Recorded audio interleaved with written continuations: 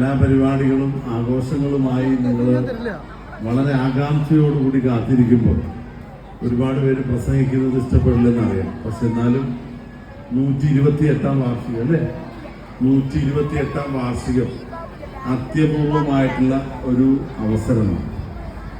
ഒരു നൂറ്റാണ്ടും 4 നൂറ്റാണ്ടും പിന്നെ 3 വർഷവും പിന്നിട്ട ഒരു സ്കൂളിൻ്റെ വാർഷികത്തിൽ നമുക്ക് ഒരുമിച്ച് ഇങ്ങനെ പങ്കുചേരാൻ കഴിഞ്ഞത് ആദ്യമായി അതിയായ സന്തോഷം ഞാൻ പ്രകടിപ്പിക്കുകയാണ്. 100 കണക്കിന് കുട്ടികൾ ഒരു അധ്യയന വർഷം പഠിക്കുകയാണ്. ഇപ്പോൾ 128 വർഷം കൊണ്ട് എത്ര 10,000 കണക്കിന് കുട്ടികൾ ഇവിടെ നിന്ന് വിദ്യാഭ്യാസം കഴിഞ്ഞ് സമൂഹത്തിൻ്റെ, രാജ്യത്തിൻ്റെ, ലോകത്തിൻ്റെ വിവിധ മേഖലകളിൽ എത്തിയിട്ടുണ്ടാവും. അതിശയകരമായിട്ടുള്ളൊരു ചരിത്രമാണ്, ഒരു പാരമ്പര്യമാണ് പുത്തൂർ സ്കൂളിലുള്ളത്. തീർച്ചയായിട്ടും നമ്മുടെ നാടിൻ്റെ പുരോഗതിയിൽ, പ്രത്യേകിച്ച് വിദ്യാഭ്യാസ പുരോഗതിയിൽ മഹത്തായ പങ്ക് നൂറ്റാണ്ടിലപ്പുറത്തേക്ക് വഹിച്ച ഈ സ്കൂളിൻ്റെ ഇപ്പോഴും ഊർജ്ജസ്വലമായി മുന്നോട്ട് പോകുന്നതിൽ പ്രവർത്തിക്കുന്ന എല്ലാ അധ്യാപകരെയും, അനധ്യാപകരെയും, PTA ഭാരവാഹികളെയും, ഈ പ്രദേശത്തുള്ള എല്ലാ നിവാസികളെയും പ്രത്യേകമായിട്ട് ഞാൻ അഭിനന്ദിക്കാൻ ഈ സന്ദർഭം വിനിയോഗിക്കുകയാണ്. വിദ്യാഭ്യാസത്തിന്റെ മഹത്വത്തെക്കുറിച്ചൊന്നും ഞാൻ നിങ്ങളോട് പറയേണ്ട കാര്യമില്ല. നമ്മുടെ സമൂഹം ആരോഗ്യത്തിനും വിദ്യാഭ്യാസത്തിനും വളരെയധികം പ്രാധാന്യം കൊടുക്കുന്ന ഒരു സമൂഹമാണ് നമ്മുടെ നാട്, നമ്മുടെ കേരളം.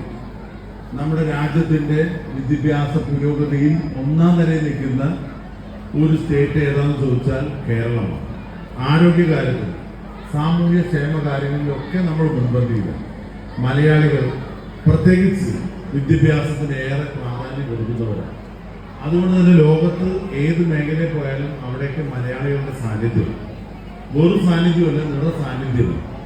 ഏത് രാജ്യത്തിന്റെ ഭരണകർത്താക്കൾ തൊട്ട് ആ രാജ്യത്തിന്റെ ഗതിവിഗതിയും നിർണയിക്കുന്നത്, മുഖ്യ പങ്ക് വഹിക്കുന്നത് ഒരു പക്ഷേ മലയാളികളാണ്. അപ്പോൾ നമ്മളുടെ ഒരു പാരമ്പര്യം, നമ്മുടെ പൈതൃകം വിദ്യാഭ്യാസത്തിന് ഊന്നൽ നൽകിയിട്ടുള്ളത്. പുതിയ തലമുറ സത്യത്തിൽ നല്ല ഭാഗ്യമുള്ളവർ. എല്ലാ അടിസ്ഥാന സൗകര്യങ്ങളും ഇന്ന് വിദ്യാഭ്യാസ മേഖലയിലുണ്ട്. ശാസ്ത്ര സാങ്കേതിക മികവുള്ള ഒരു കാലഘട്ടമാണ്. കുട്ടികളാണെങ്കിലോ പഠിക്കുന്ന കാര്യത്തിൽ നല്ല ബുദ്ധിയും നല്ല കഴിവും പ്രകടിപ്പിക്കുന്നവരാണ്. ഒരവസരം കിട്ടിയാൽ അവർ എത്തരത്തിലാണ് അവർ ഏറ്റവും നന്നായി പെർഫോം ചെയ്യാൻ പറയാൻ കഴിയും.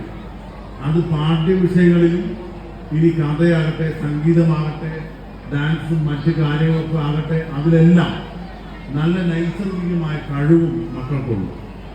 അവർ സ്വയം ആർജിക്കുന്ന കഴിവുണ്ട്. പ്രത്യേകിച്ച് ഇപ്പം അവരുടെയൊക്കെ കയ്യിലാണ് ലോകം വേനൽത്തുമ്പിൽ എന്ന് പറയുന്നത്. പണ്ടൊക്കെ അങ്ങനെ പറഞ്ഞിരുന്നെങ്കിലും ഇപ്പോൾ നമ്മുടെ അനുഭവത്തിലുണ്ട്. എല്ലാ കാര്യങ്ങളും പുതിയ തലമുറയാണ് നമ്മളെ നയിക്കുന്നത്. മഹാത്മാഗാന്ധിയുടെ ഒരു ചിത്രം എനിക്ക് എപ്പോഴും ഓർമ്മ വരും. അദ്ദേഹത്തിൻ്റെ ഒരു പഴയകാല ചിത്രം, എല്ലാ ചിത്രത്തിലും ഇല്ല. അദ്ദേഹം നടന്നു പോകുമ്പോൾ അദ്ദേഹം 3 വടിയായിട്ട് ഉപയോഗിച്ചു. ഒരു 3 വടി ഉപയോഗിച്ചിരുന്നല്ലോ. അതിൻ്റെ ഒരറ്റത്ത് മഹാത്മാഗാന്ധിയാണ് പിടിച്ചതെങ്കിൽ അതിന് മറ്റേ അറ്റത്ത് ഒരു കൊച്ചു കുട്ടിയാണ് ആ 3 വടി കയ്യിൽ പിടിച്ചിരിക്കുന്നത്. അതിന് ഒരു അർത്ഥം ഉണ്ടായിരുന്നു. ദീർഘവീക്ഷണത്തോടുകൂടി കാണുകയാണെങ്കിൽ അദ്ദേഹം പറഞ്ഞതും അന്വർത്ഥമായി നമ്മുടെ നാട് മാറിക്കൊണ്ടിരിക്കുകയാണ്. പഴയ തലമുറയിൽപ്പെട്ടവരെ ഇപ്പോൾ നയിക്കുന്നത് പുതിയ തലമുറയിൽപ്പെട്ടവരാണ്. പണ്ട് അങ്ങനെ ആയിരുന്നില്ല. കുട്ടികളെയും യുവാക്കളെയൊക്കെ നയിച്ചിരുന്നത് മുതിർന്നവരായിരുന്നു. ഇന്ന് ആ മുതിർന്നവരെ, അതും പണ്ഡിത ശ്രേഷ്ഠരെയൊക്കെ മുന്നോട്ട് നയിക്കുന്നത് പുതിയ തലമുറയാണ്. ഗാന്ധിജി പറഞ്ഞിട്ടുണ്ട്, നമ്മളെക്കാൾ ശക്തരായിരിക്കണം ഒരു ജനാധിപത്യ മതേതര സമൂഹം, ഒരു വലിയ രാജ്യം എന്ന സ്വപ്നത്തിൽ പൂർണ്ണ അർത്ഥത്തിൽ വരണമെങ്കിൽ അടുത്ത തലമുറകൾ നമ്മളെക്കാൾ ശക്തരായിരിക്കും. അതായത് നമ്മളെക്കാൾ പിന്നിൽ വരുന്നവർ നമ്മളെക്കാൾ ഊർജ്ജസ്വലരും, നമ്മളെക്കാൾ നല്ല വിജ്ഞാനപ്രദമായിട്ടുള്ള കാര്യങ്ങൾ അറിയുന്നവരും കഴിവ് കൂടിയവരുമാകും. ഇപ്പോൾ ഇപ്പോഴത്തെ മാതാപിതാക്കൾക്ക് അറിയാം നമ്മളെക്കാൾ കഴിവ് നമ്മുടെ വിദ്യാർത്ഥികൾക്ക്, നമ്മുടെ മക്കൾക്കാണ്. അപ്പോൾ പുതിയ തലമുറയിൽ ഒരുപാട് പ്രതീക്ഷയോടുകൂടിയാണ് നമ്മളെല്ലാം നോക്കിക്കാണുന്നത്.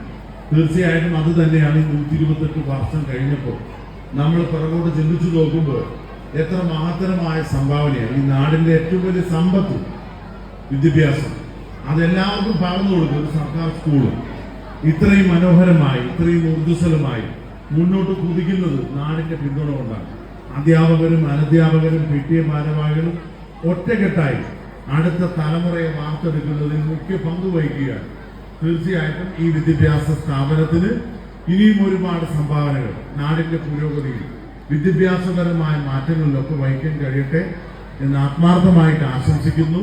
ഹെഡ്മിസ്സസ് ഇവിടെ പറഞ്ഞത് പ്രധാനപ്പെട്ട കാര്യമാണ്.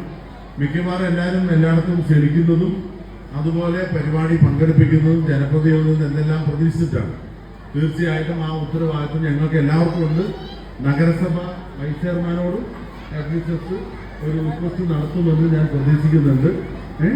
നഗരസഭയുടെ ഫണ്ട് തുടങ്ങാൻ പറ്റില്ല, യൂത്ത് സ്കൂളിന് തുടങ്ങാൻ പറ്റും. എന്തായാലും എനിക്ക് MP എന്നുള്ള നിലയിൽ അങ്ങനെ റിക്വസ്റ്റ് കേട്ട് വെറുതെ പോകാൻ കഴിയില്ല. സ്കൂളിൽ 800 എത്ര കുട്ടികളുണ്ട്? 896 1000 കുട്ടികൾ തികച്ചു കഴിഞ്ഞാൽ 899 കുട്ടികൾ ഇപ്പം ഉണ്ട്.